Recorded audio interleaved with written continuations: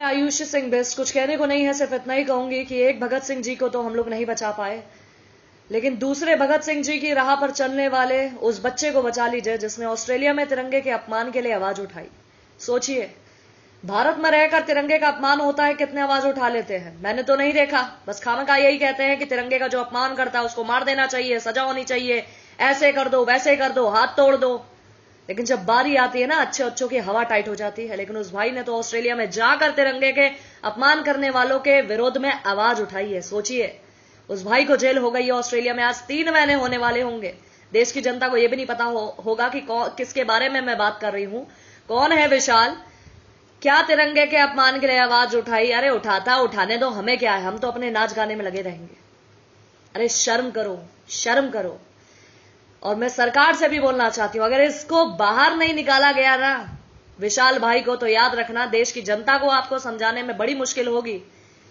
आज के यूथ को ना उसके अंदर देशभक्ति जगाने में बड़ी मुश्किल हो रही है कि देश के तिरंगे का अपमान हो रहा है और वो आवाज उठाए। बहुत हिम्मत होती है, बहुत हिम्मत की जरूरत है।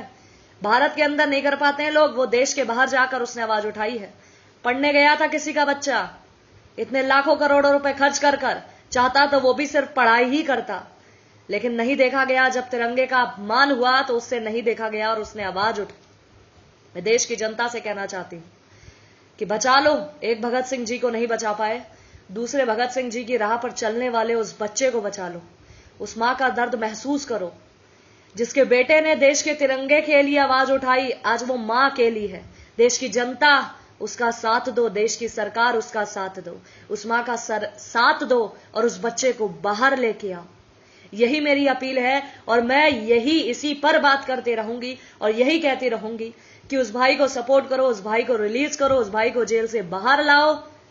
यही हिंदुस्तान की मांग है। और अगर तुमने ऐसा नहीं कहा और ऐसा नहीं करा, मैं देश की जनता से बोलना चाहती हूं, शर्म आनी चाहिए। ना तुम ऐसा कर सकते हो और जिसने किया है ना उसका तुम साथ दे सकते हो।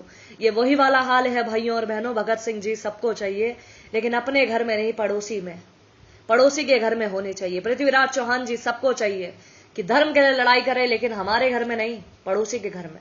फौजी सबको चाहिए देश की रक्षा करे, लेकिन हमारा बच्चा फौजी ना बने, पड़ोसी का घर का बच्चा फौजी बने। हम अपने बच्चे को तो कुछ और बना लेंगे। एक बच्चा है, अरे 2 बच्चे हैं, ऐसे में देश की रक्षा के लिए क्यों भेजे। अरे शर्म करो, शर्म करो। उस मां का दुख समझो जो मां से खाते नहीं बन रहा है। आवाज उठा लो, उस बच्चे को जेल से बाहर निकाल लो। कम से कम भगवान को भी अपनी शक्ल दिखा पाओगे कि हां, कभी आवाज नहीं उठा पाए, लेकिन जिसने ऐसा काम किया है।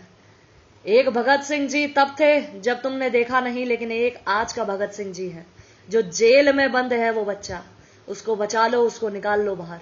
बोलिए जय श्री राम, जय हिंद, जय भारत।